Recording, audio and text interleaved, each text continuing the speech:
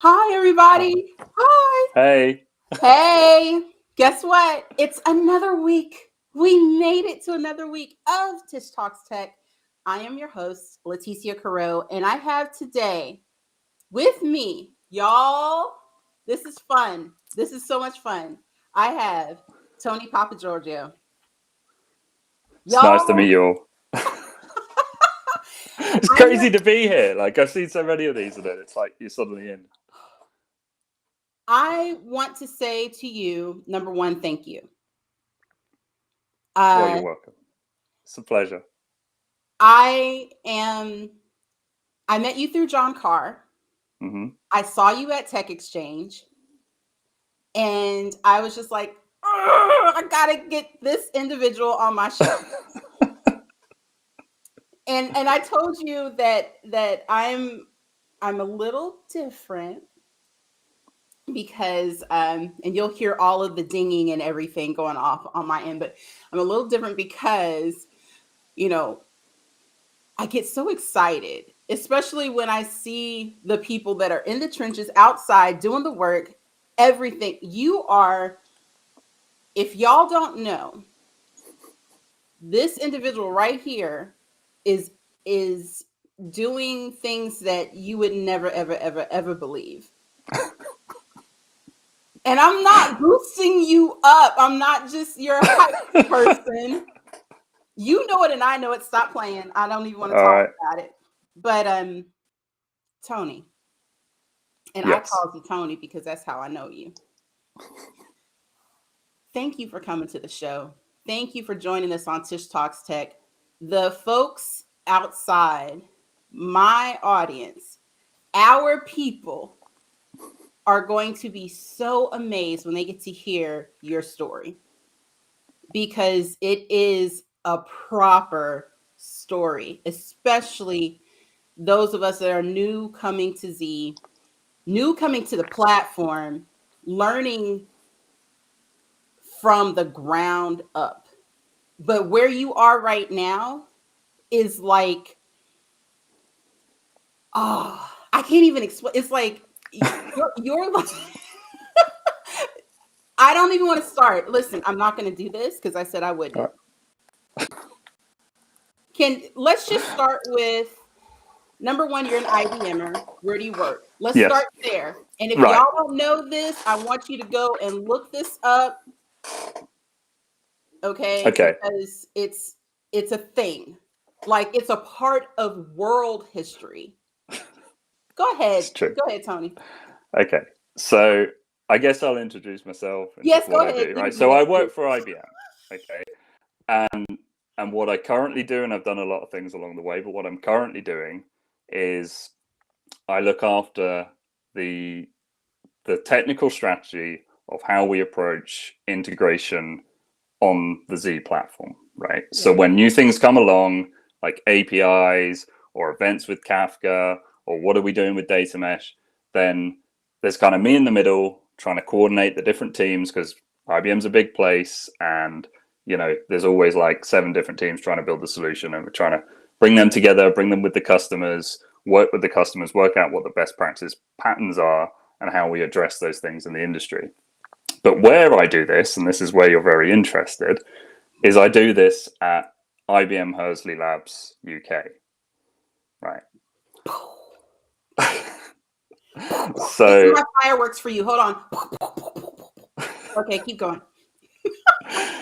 so for anyone out there who doesn't know, and you're probably frantically tapping on the keyboard, and this is why Leticia is so excited, is um, IBM Hersley UK is where we build a lot of the sort of, I suppose you'd say, core sort of software and middleware for the mainframe platform. So if you think Poughkeepsie is where we do all of the hardware and we do ZOS, Mm-hmm. Hersley is where we do, Kix and MQ, a lot of the hybrid cloud integration technologies, API Connect, IIB, now called ACE.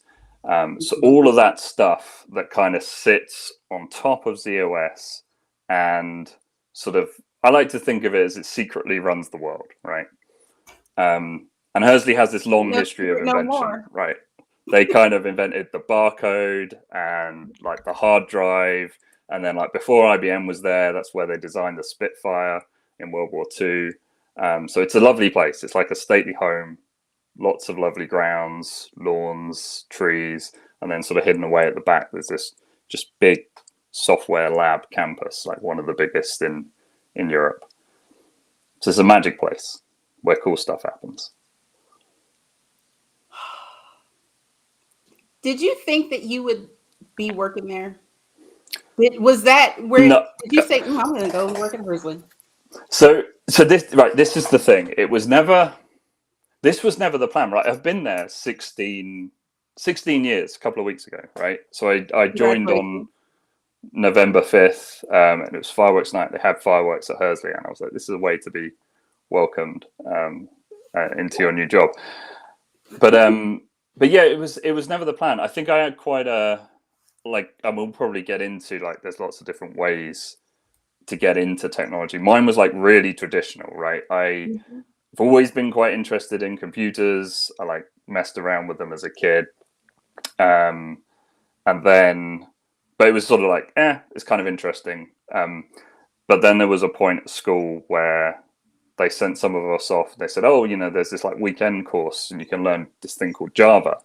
And I was like, oh, this is really fun. And I'm quite good at this, right? It was like everyone's still on Hello World and I'm doing like Fibonacci sequence, right? And it's like, and we're kind of, and I was like, oh, okay, I'm kind of good at this. And I find it really fun. It's really interesting. So I ended up doing computer science at university. And then I came out of university and of course I'm like, yeah, I'll just go and get like a software development job somewhere, right? And I ended up working in London for a bit, for a small company. I was doing some web development, so like PHP and HTML, CSS type stuff, bit of JavaScript in there, and I didn't really like it. Didn't really like London. It's too busy, packed commute on the train every day, and I was sort of, and it was a bit small company. It was sort of like you kind of got to wait for the person above you to, move out their position, and there's like 3 other people working, waiting for that position, right? So I was like, oh, I'm not sure about this, and I had a friend who was going through a similar thing at the same time, and we said, okay, let's leave, right? Sort of a week before our 6-month probation, like take the money and run, right? And we're like, we'll go traveling and just like rethink our lives, right? And I came back from that and I sort of decided, well, I still want to work in tech, but it's got to be a bigger company and it's got to be out in the countryside, because I was like, I love mountains, I love trees, I love, nature more than big cities. And that sort of narrows your options, crystallizes your thinking. Like you start looking around, well, where can you work in tech that isn't London? And then I sort of came across like, oh, IBM have a site down sort of near Winchester, and that seems out in the countryside, so I might apply there. And it was a bit of a weird decision because IBM sponsored our computer science lab at university, and there was always this thing of like, I won't get brainwashed, I will never go work for that company, it's the big IBM logos, all the PCs and things, and here you find yourself like applying for IBM, but I had no idea what Hersley was about. It was like, oh, there's this place called Hersley, right? Okay, fine. And then you turn up for the interview and they kind of give you the tour and you're like, what an incredible place, right? And they tell you the history of it and they take you through the museum, and you're just like, whoa, okay, this is suddenly a bigger deal. And I'm suddenly like going from, this is one of a few job interviews to like, I really want to work here, right? Yeah. And luckily I got the job, and then I got put on, so they're like, okay, you turn up for your first day and you meet manager, and it was like, you'll be working on a product called Kix or CICS or Six, or it depends where you are on the planet, but they said you'll be working on this product called Kix. You'll be doing some testing of the Java support. And you're like, okay, cool, okay. And then you sort of get introduced, yeah, and by the way, it runs on a mainframe, and you're like, I thought that was a thing in the movies, and do we actually have them anymore? And then they sort of show you a green screen, yeah, and then and it sort of, and it took a long time. Like I remember like my first couple of years, I was like, this is really old school, and I kind of just want to get out of it. Right? It was a bit weird. There was like all this green screen, learning this thing called Rex to do like test scripts, and it was a bit strange. But then, as you sort of started to appreciate what that technology was and what it was about and what it actually did in the industry, you sort of, oh, it runs like all your banking transactions. Oh, and most major governments use it, and telecoms companies. You start thinking, okay, this is quite a big deal. This is like at the core of sort of civilization, like digital civilization, I guess. Like it's Yeah. just at the core of everything. So yeah, and then I sort of, I just ended up, we did a lot of different things. I sort of moved from test to development, and then moved into management, started managing development teams. And then more recently, I'll say recently, I mean, it's 8 years ago now, they came along with, oh, we want to build a new product, right? It's called ZOS Connect, and it's all about allowing people to provide sort of modern API, REST API connectivity into all of their Z stuff, right? And it's going to be a really big deal. And they were like, do you want to lead the development team, right? Do you want to be the development manager? I still remember this. Said, well, there was this phone call at like, I remember it so well because I was traveling at the time for work, as I was in a conference in, I think I was in Finland, and it was like, oh, I've been traveling around the Nordics, and I got a call at like 7 a.m. from my director, and he was like, oh, we need someone to do this job. Do you want to do it? And I was like, can I get back to you? And he goes, yeah, you got about 2 hours. And I was like, oh, okay. Because it was quite a big move, like, and it's like a bit of an unknown. You're like a brand new product that could crash and burn. Yeah. And then I thought about it. I thought, you know what? Let's dive in. And yeah, and then we took that. It's been hugely successful. Then I went on to do the product management, so I had to learn a lot about business and all of that. Yeah, and then you suddenly turn around and you go, well, I've been there 16 years, and when did that happen? That was never the plan, but it was sort of all about just sort of every time you got to a point like, what do I do next? It was just the next best decision seemed to be, do something in Kix or with some Kix tool, or something else on Z or mainframe. And yeah, and now doing a lot of stuff with Kafka and events at the moment. It's really exciting. Wow. That's just, and you talk about it as if it just happened, like this happened, and then this happened, and then this happened. Let me just remind everyone, we do have chat open. Tony, it's okay for chat to be open, right? Oh yeah. Okay. Just if anyone's got questions, or if I go over something and I've assumed something, then yeah, just go for it. Listen, we're not answering product questions. We're not. Yeah, I'm not. This isn't like Tony does tech support.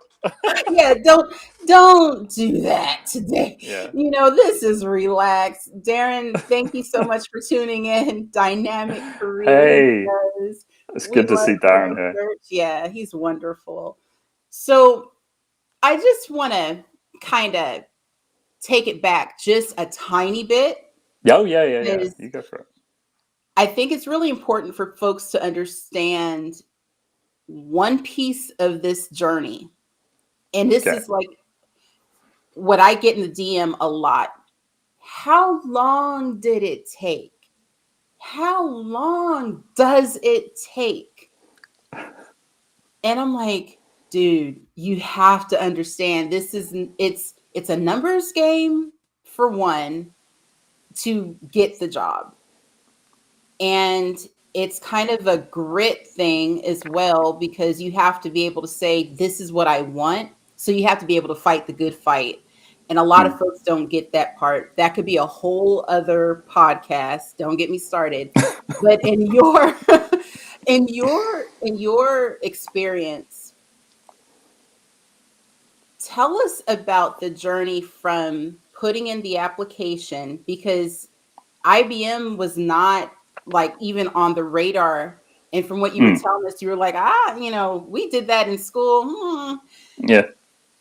What was it like from the time that you put in the application with the application process to the time that you actually found out that you got the job? What did that feel like? And what did you do in the interim? Oh man, that's that's it's kind of interesting. So I mean, to put it in context, right? Yeah. I just got back from a round the world trip, right? Yeah. So I had no money. Well, I had like this much left. Um, yeah. And it was like, okay, gotta get a job, right? And that was about when do we get back? Sort of April, May, 2007.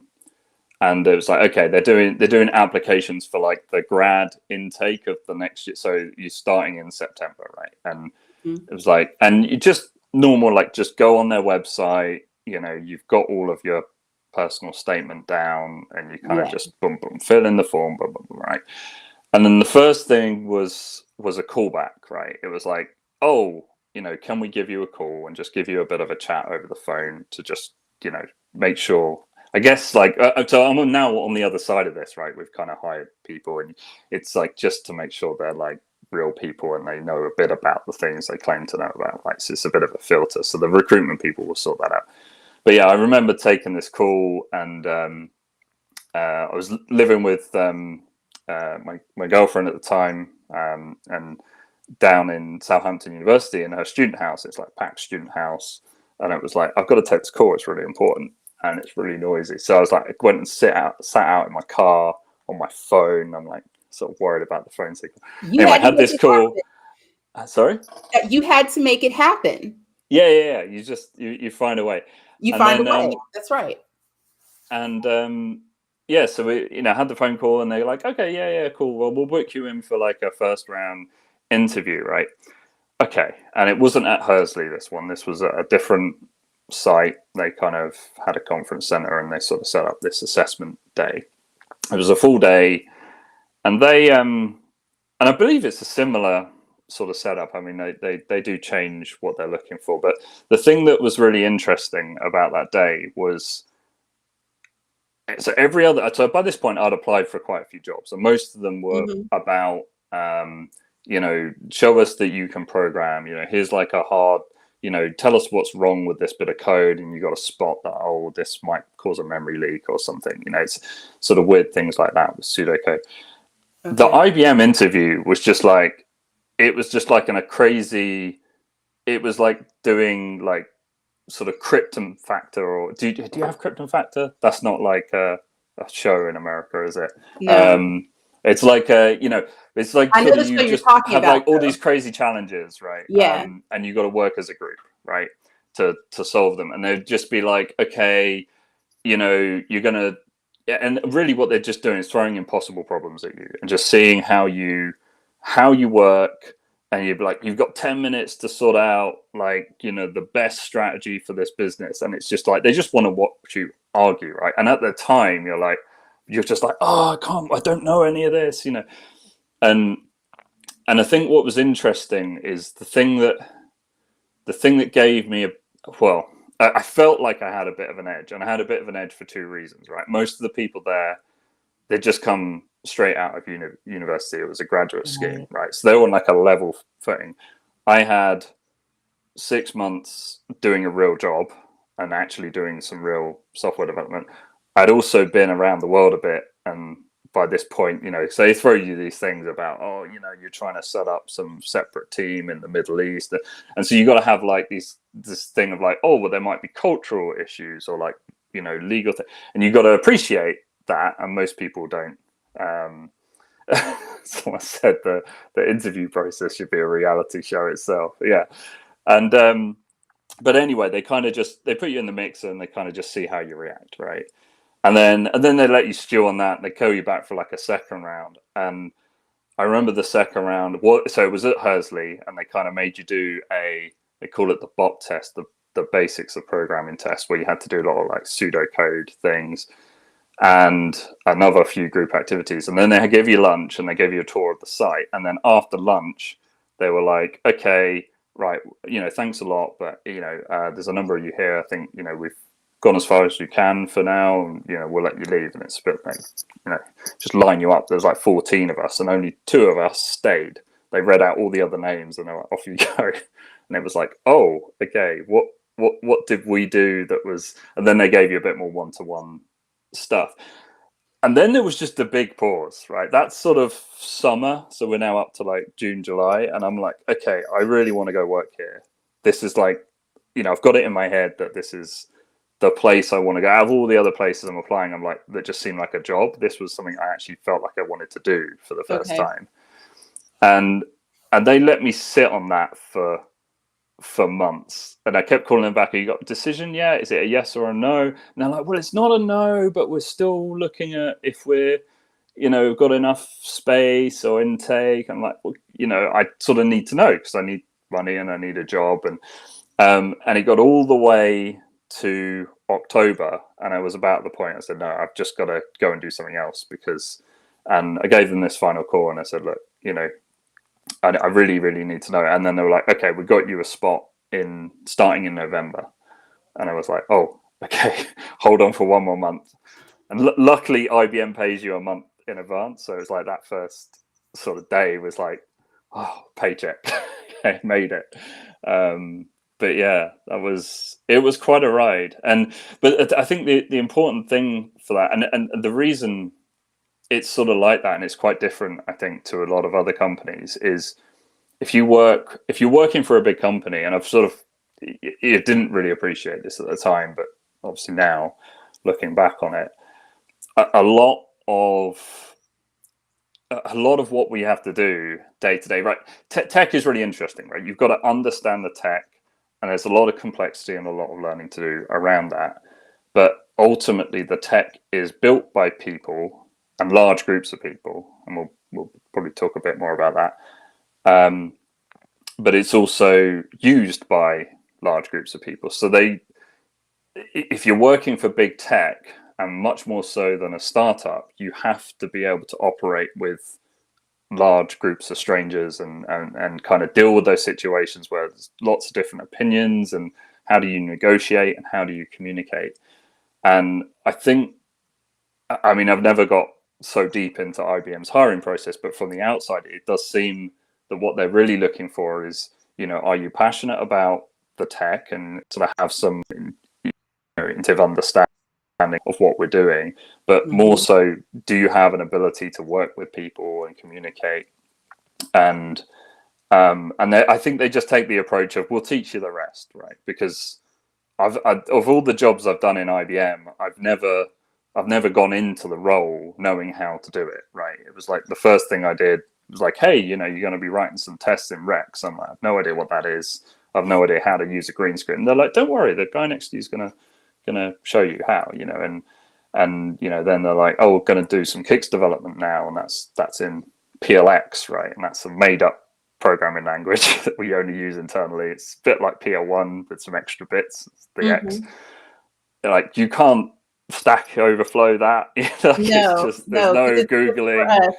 It's just, you have to ask people, and so all of this stuff. So you got to be really comfortable with learning fast and kind of picking things up. And even now, I think you go into it thinking, I've got to know everything, and one day I'll know everything, and all the people around me seem to know everything, and it's like, they don't, right? And I don't now, right? Even 16 years, I think all I know, you just see how much more you don't know.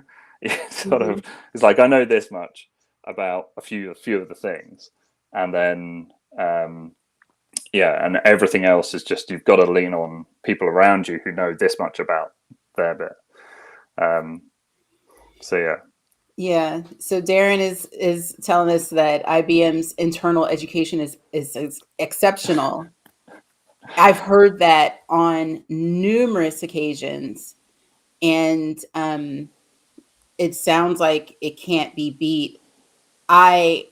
Tony, here's something that I'm hearing from you. And I really hope that those that are listening now in the audience, and the ones that will be watching, because, you know, we just came off of a holiday.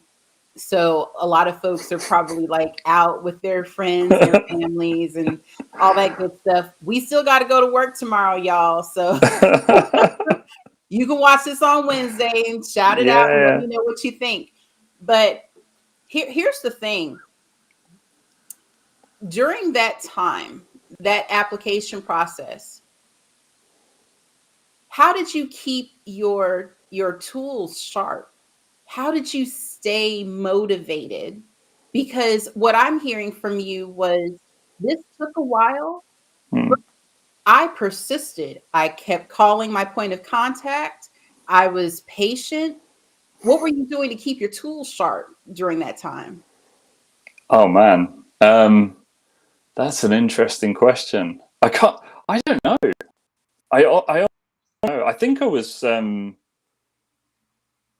Yeah, I don't know. I think I was probably just young and stupid and enjoying the free time, just Enjoying the free with time. with friends and kind of just doing things. You know, at some point, you know, you're gonna be in a job, and you're like, oh, I won't be able to just go and do Yeah. things and see places.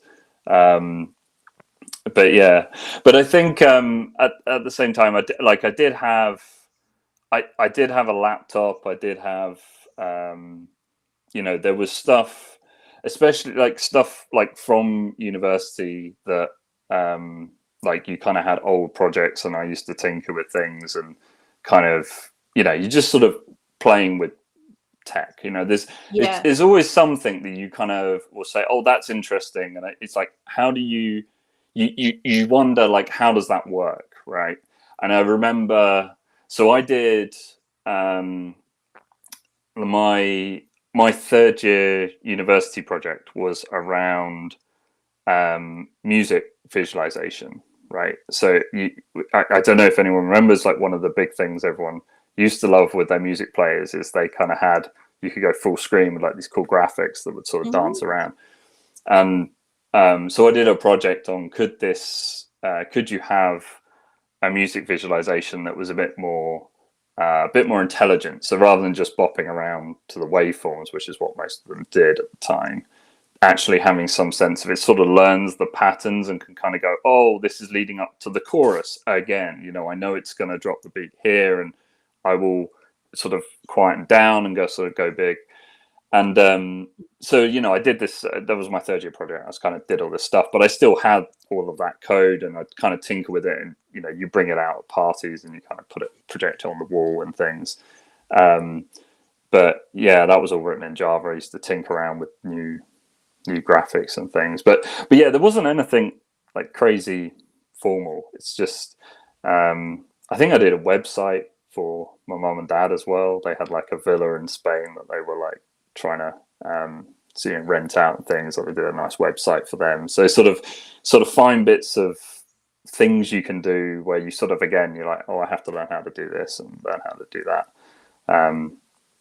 But yeah, nothing so formal. Like, it was just Hmm. trying to, Because yeah. how could you even, how can, and I try to tell folks this, and I think this is where people are missing out on opportunities. Hmm. Because while you're waiting for that job, or while you're waiting for the call back, you can kind of sort of figure, oh yeah, I got it. Sometimes it doesn't always happen, but Hmm. while you're in that period, there's other stuff that you can do to kind of keep you grounded and engaged. You can learn new things, you can get digital certifications, or if that's your jam, and or you can create stuff like what you did with your mom and Hmm. dad's website, Hmm. um, and the visualizers and all of that. And I think that that's really cool. And it's stuff that you can actually show other people and say, hey, look at what I made. Yeah. It's look at this product And that I started and finished, you know. Go ahead. I'm yeah, sorry. and no, and you mentioned something there, and it was just, so you said, like, oh, you can go and get these badges and these, like, credentials. That stuff wasn't around back then, right? And it's really interesting. Like, now there's actually a lot more sort of opportunity, and you've got nowadays you've got a lot of these courses where they'll just say, hey, you can you can do the course, and all the technology and the environment is just spun up in the cloud. It's ready for you. Yeah. Like if you're specifically looking like, I want to go and work on mainframes, then you've got like Z Explores just like right there.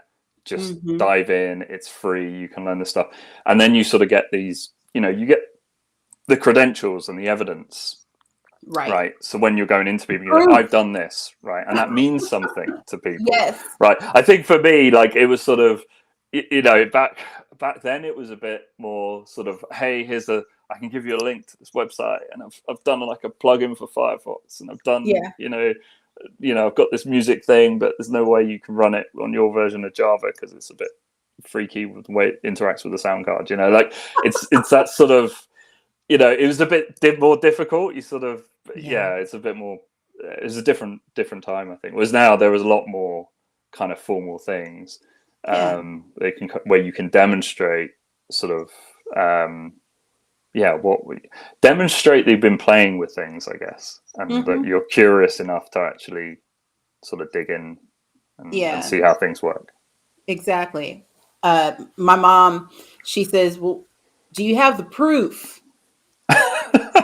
You got to show me proof. Yeah. And it's the truth. You got to have proof that you did it.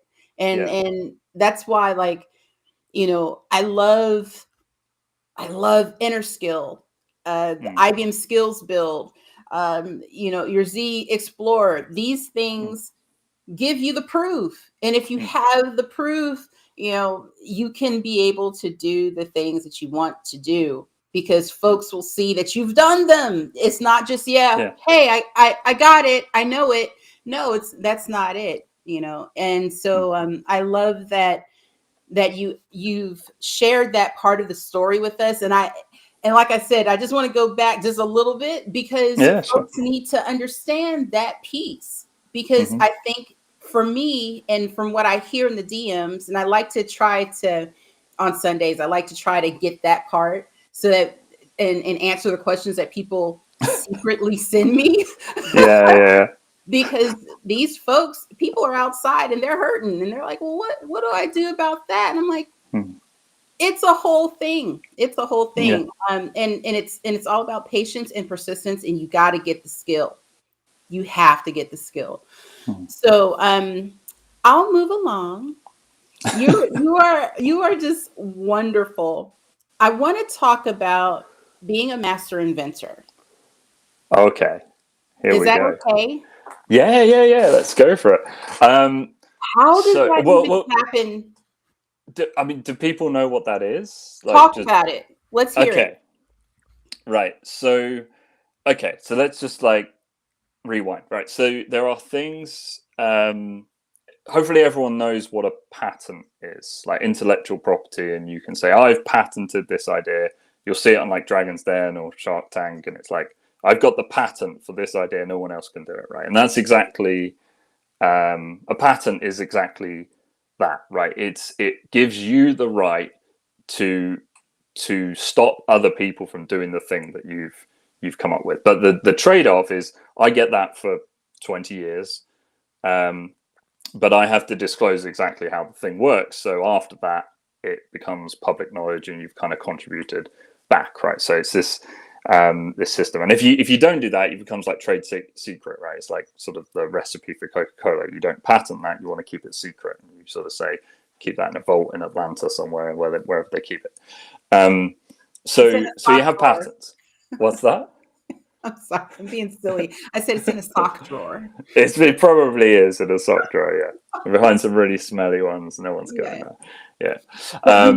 We love the drink. So keep going. I'm sorry. No, it's okay. So IBM for a very long time. I mean, it's like long before I was there. Has been the number one patent. It's had the most patents granted from ideas that it's produced. Like most of the year, I think it's like something crazy, like 29 out of the last 30 years or something, than any other company, right? We love that.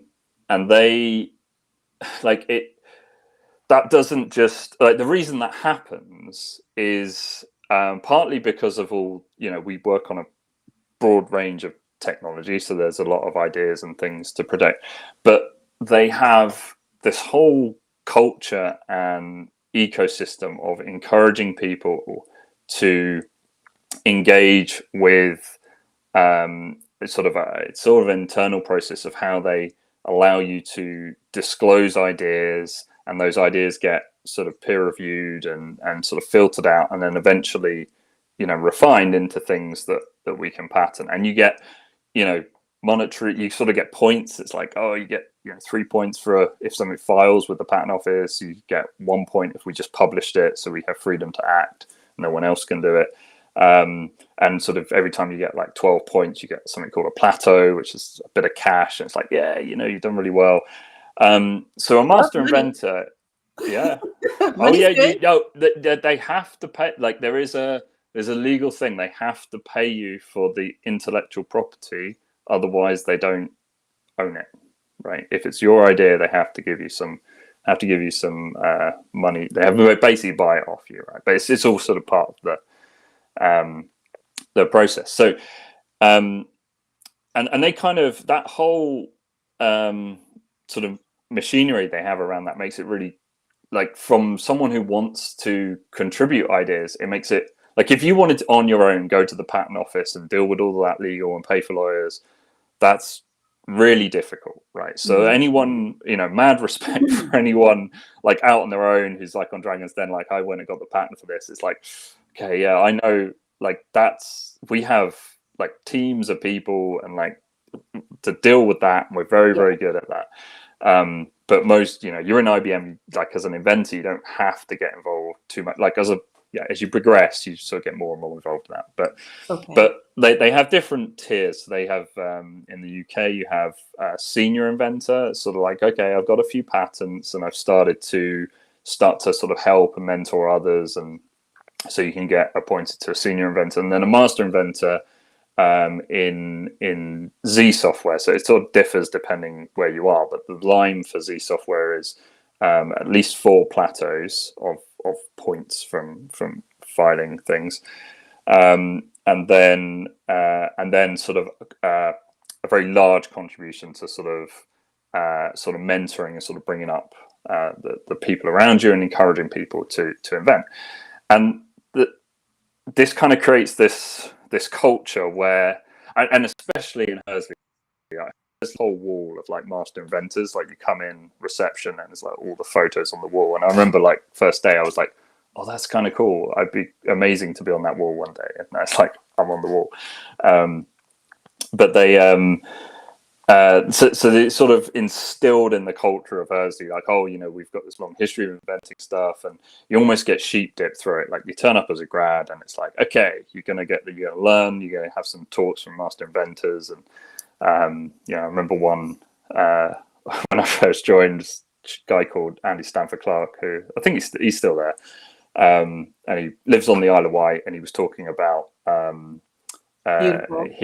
using like MQTT and like little Zigbee boards to like monitor mouse traps in his thatch roof, and like getting the ferries that go back and forth to the Isle of Wight. He was like tracking the radio signals and putting out stuff on Twitter when he knew they were going to be late or whatever getting in. So because they were the ferry company was bad at the time of actually telling people if things were delayed or cancelled. So he's like, I know the ferry's not coming because it hasn't left Southampton, and so he was doing stuff with that, and he had lots of interesting sort of patents and inventions. But they kind of show this to you, and then they help you, and they sort of say, okay, we'll get into groups and kind of, here's how to come up with ideas. And we kind of, they put me through that. It was like, it's quite fun, and try and solve problems like that. It's really interesting. It's great fun. And then over time you sort of you get a few that go through, and people say, okay, we'll start mentoring others. And but it's interesting. Like you sort of look back and you go, wow, it was like, it took 15 years to achieve that, right? Of just on and off. Occasionally some ideas crop up in the software or some other side project you're working on, and you kind of push them in. You sort of slowly accumulate enough. And now I do a lot of sort of mentoring and running sort of events and things around the UK, sort of a lot of the other sites in the UK, to sort of help build that culture in other places. I think Hersley's very lucky. It's quite a big site. It's got a very strong base in its culture, and sort of amazing, sort of passionate people sort of working together on cool stuff. And we're sort of trying to sort of seed that out into other places. It's really good fun. I love that. I love it. How do you get people motivated to mentor other people? Oh, That's good, right? That's great question. Yeah. How do you do that? So, well, because if we can bottle it, then I'll split the money with you. I'm joking. But how do you get people to mentor other people? Well, okay. So there's a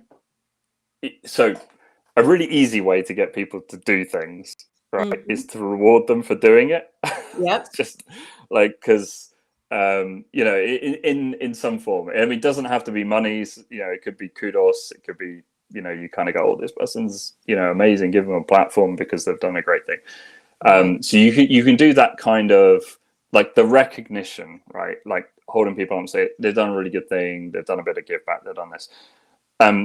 You can also, I think, if you sort of highlight that if you don't help bring the next generation up behind you, you're going to be left, the people in front of you are going to be going, and then you're going to be left with everything and no backup, right? So you can also play, like, there's a whole people are quite funny, like, obviously very complicated, but it's always like fear and greed, right? And it's like, I kind of, what can I get out of it, and then what am I afraid of? And usually if you can make both those arguments, you can sort of push people to do something. So it's like rewarding people, but also sort of putting a bit of there's a scary thing might happen if you don't do this. But I think generally, and the other thing, mentoring, I mean, that's sort of a rule. If you want to get people to do anything, that you can sort of employ that sort of thinking. But I think mentoring has this other aspect of people generally feel good about doing something good for other people, right? It's not that hard a sell of like, hey, do you want to spend an hour of your time just to like share something with other people, like, and help them learn something that you had to learn and found difficult at the time. Like, that's, it should be a no-brainer, right? It should be, right? Yeah. It should be. And so once you get to the point where you're mentoring others, okay, what do you do after that? So you're mentoring other people. You have other mentors mentoring other people. What's next? Because that's a big deal. And I asked that question for a reason. I'll tell you after you answer. Oh, wow. What's next? You can retire. You've done a good enough job. Everything's in safe hands. Everything has been on. You can move on. You can go do something else. Yeah. Right. Yeah. You can go and start, you can learn something else and move into a different space, I guess. I don't know. That's a hard question. I'm just, I'm only been master inventor a year, right? So it's like, talk to me in 10 years where I've kind of decided what the next phase is. Okay. Then I won't. So why'd you ask? Why'd you ask? I won't ask the follow-up question. You said 2 years, ask you in 10. I'll ask in 10. Okay. I'll ask in 10 because it won't be fair if I do. I'll go to the next question. I'll go to the next question. So what do you do if you are a new person coming to the platform? Because a lot of my demographic is new. These folks are new to Z. How do you get over imposter syndrome? Oh, that's a great question. Because everyone has that. And to be honest, I don't think you ever get over it. I think you get comfortable with the fact that everyone has it, right? To some degree. Mm-hmm. And you kind of manage it. And the reason for that is that, like, what we work on is so vast, right? That the amount of technology, the amount of concepts, the complexity of the systems and the software, it is, I mean, human brain's amazing, but I would wager there's like a limit where someone who does brain science can probably, yeah, PJ, spot on. Spot So on. it's like you, I'm sure as you talk to a brain scientist, they'll probably say, yep, there's a limit to how much one person can kind of have in their head. So Yeah. I kind of touched on this a bit. Like, you come in and you feel like, oh, I know nothing, and everyone around me knows everything, right? Mm-hmm. Oh, Yerka's one's brilliant. Sorry, I know Yerka is in the chat. Yeah, you can put that one up. Very good. Yeah, that's probably how I felt. Yeah, when I came into this sort of last year. So yeah, where was I? Right. So yeah, you can't fit it all in one person's head, right? Mm-hmm. There's just too much there, right? And when you come in, you feel like everyone around you, oh my god, they're all superstars, they know everything. I will never be there. I'll never know enough, right? Mm-hmm. And I think the more, so you do end up learning a few things, right? You learn your Yeah. area, and you kind of, then you start to realize, well, hang on a minute, I know my area better than most people know my area, right? And then you sort of go, well, I can contribute to this. I can be the expert in this thing. And it's just like, I don't think like, and basically what you end up realizing is, first of all, if everything were to pause, there's too much to learn, right? But it Yep. doesn't pause. There's always new stuff coming along, and that's actually one of the ways you can become useful. Is there's often less people learning the new stuff in the industry, Mm-hmm. because everyone's focusing on what they're doing. Because, like, oh, I'm the expert in this. That means I have less time to learn the new thing. So you can become really useful if you sort of spot like a new trend or a new wave, and you say, I'm going to get on that, and then I become the expert on that. That can augment, all of the learning we've got and the other people. But yeah, the reason this whole industry works, right, is we have people collaborating who will bring in their own sort of knowledge and pieces to the puzzle. Right. And it's just, so you kind of get comfortable with the fact that you will never know everything. There is always stuff that's just going to be like, yep, I just have to put my hand up and say, I don't know that. I'm not the expert there, but I can refer you. Usually what you do get good at is you say, I can refer you to this person, right? And you know who is, and it's sort of, that helps. So I think at the beginning, what you call it imposter syndrome is you feel like you are in a position where you suddenly like, oh my god, there's so much stuff I don't know, and I feel like I need to know it. And I think what changes after a while is you realize, but you get comfortable with the fact you never will, you're never going to know everything, and that's okay. And that's actually how it's just going to be. Yeah. So you're always in that situation, but I guess you're more comfortable, you understand it better, and you're more comfortable, with it, and you're sort of more confident with saying, okay, here's what I know and here's what I don't, and not, I think imposter syndrome it's a bit about sort of being, you're afraid of, or like you're ashamed of like being found out of like where your gaps are. But then when you realize everyone else has huge gaps, right, and they're all relying on each other, then you suddenly become, okay, I'm okay. And I think maybe the point that changes, maybe the point you get over that is when you do, if there's like one thing that you're like, I really know this thing. Mm-hmm. And that's the point where you sort of get over you're like, I don't know everything, but I do know this thing. And you sort of get a bit more of a voice and a confidence, and that sort of helps you to get over it. But yeah, picking the thing is is tricky. Like new things, like the new waves. There's never anyone looking at that, Right. or never enough people, right? Right. And trying to relate it back to sort of what is the day to day, I guess, for most people. Mm-hmm. Mm-hmm. So, with that being said, which conferences, because we learn a lot of stuff when we go to conferences, which conferences have you been to, spoken? I know I saw you at GSC UK. Well, I wasn't there, but I saw the picture. Yeah. And of course, Tech Exchange Mm-hmm. here in Vegas. So tell me about that. How important are conferences? First, let's start there. Okay.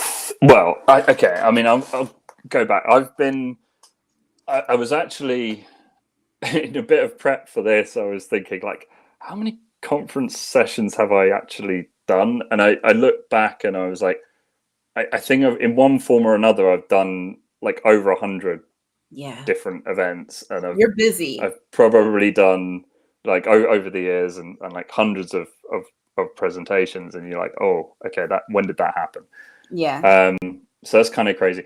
But I think that was probably the point. You remember when I talked about like first couple of years, I was a bit like, do I want to stay in this? This is a bit old school. And then, that was kind of the time where the Z was starting to, I guess, smarten up its act in terms of like modern user interface, and they were starting to bring like, Eclipse and kind of those kind of tools to sort of managing the platform. And now we have like cool stuff like Zoe and VS Code and things.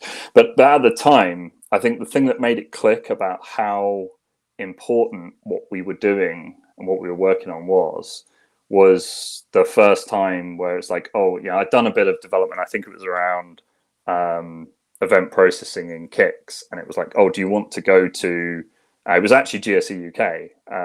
It was sort of, do you want to go to GSE UK and talk about what you've been working on? So yeah, okay, I'll do that.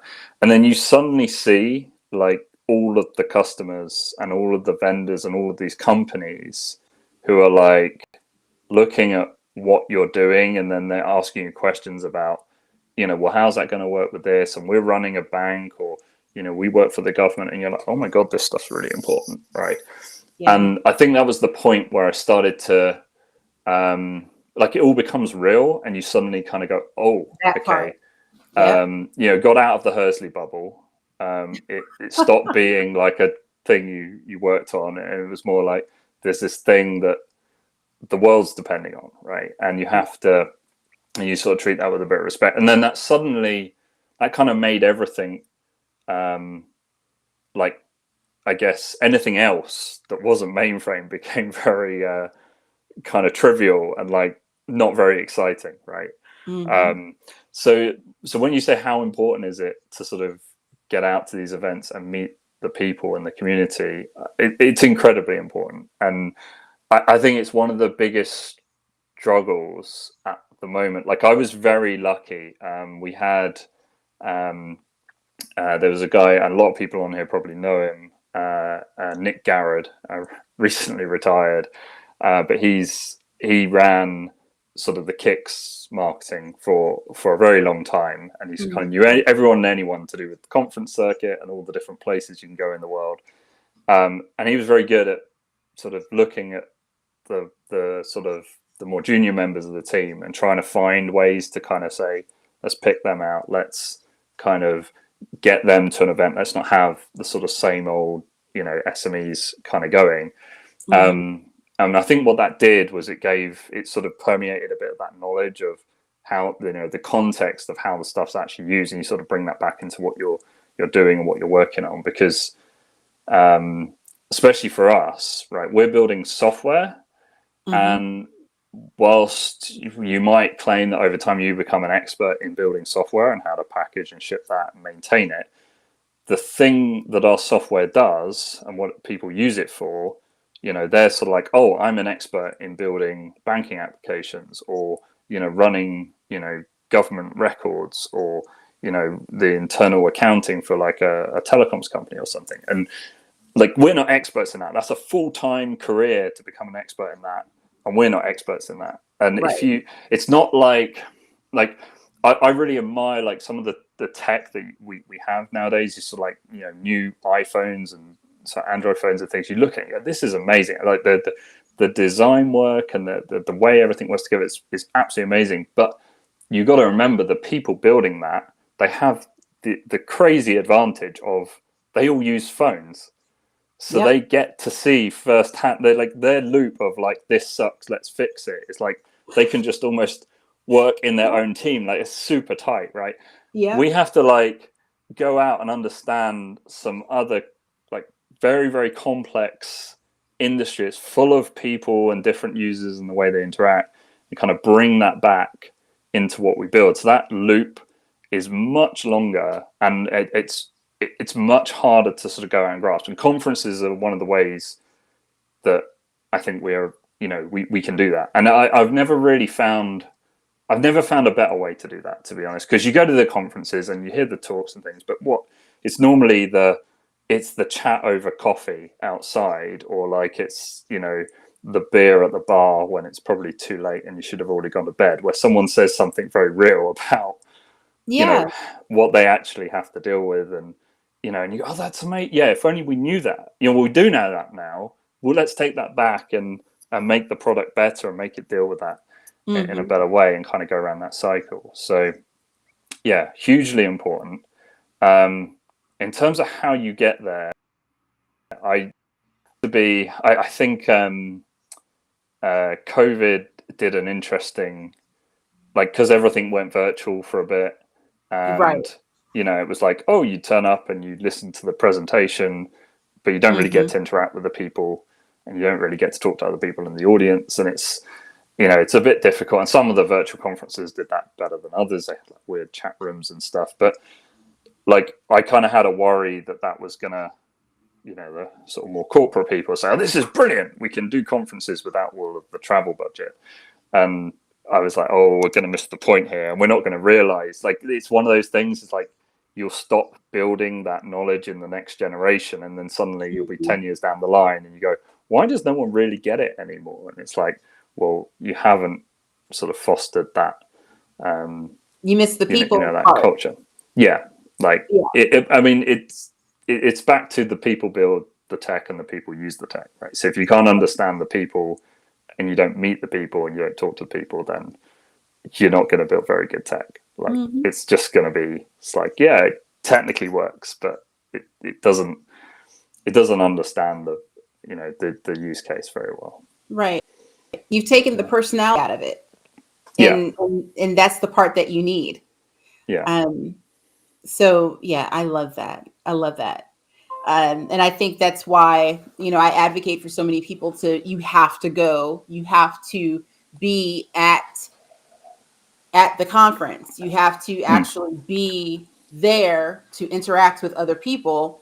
Otherwise, you will definitely miss the personality part, because there's going to be that one conversation that you have that is going to impact your career, or impact your life, or your product, that you just might miss. You weren't there. So get yourself there, some way, shape, or form. Now, let's do this. We only have a few minutes left, and you've been so generous with your time. And I know it's late where you are. I want to know, how do you relax? Oh.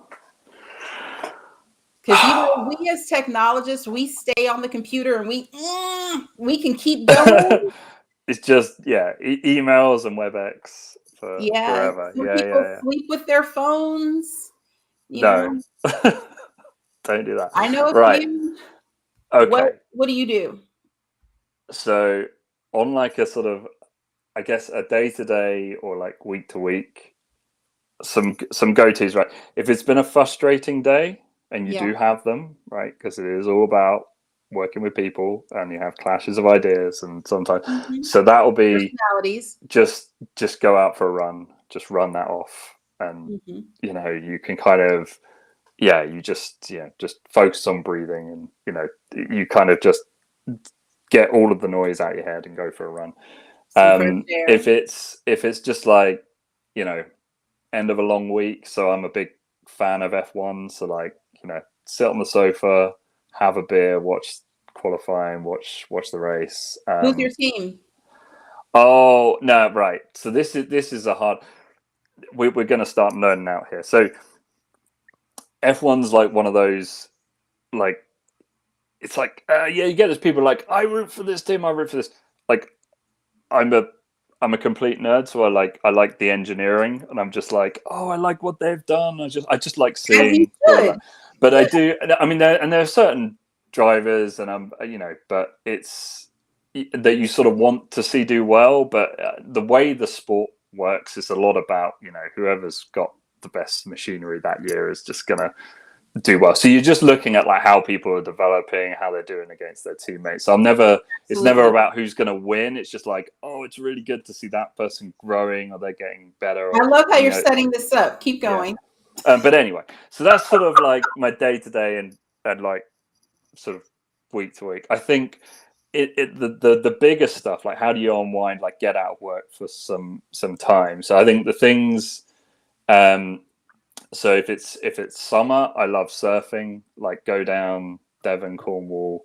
I'm really bad at it, by the way, but it's a very zen thing. Like you just kind of just get a board and just see if you can get up on a few waves. And again, it just gets, it really focuses you because you're sort of like, I'm trying not to get killed by the waves, right? And it sort of gets a bit primal, and that's kind of really good fun. There's a good metaphor in that as well about trying to pick the next tech wave and kind of how long do you stay on it, and how much, the longer you stay on, the more effort you got to paddle out to like the next thing.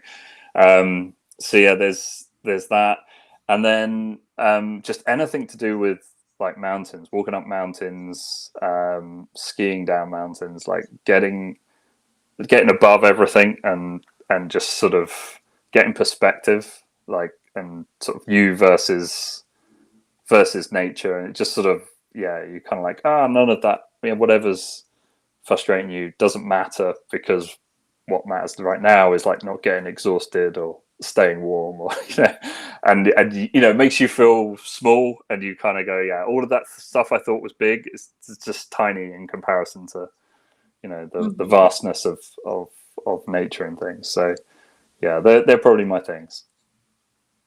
I love that. It's and I want to make sure I got it right. It's not about getting exhausted or staying warm, or is that where you were saying? It's about giving you something to focus on that's like sort of blocks the noise. So it's like, you sort of, I'm tired going up a mountain, and it's like a mental thing of like perseverance. I'm gonna push through.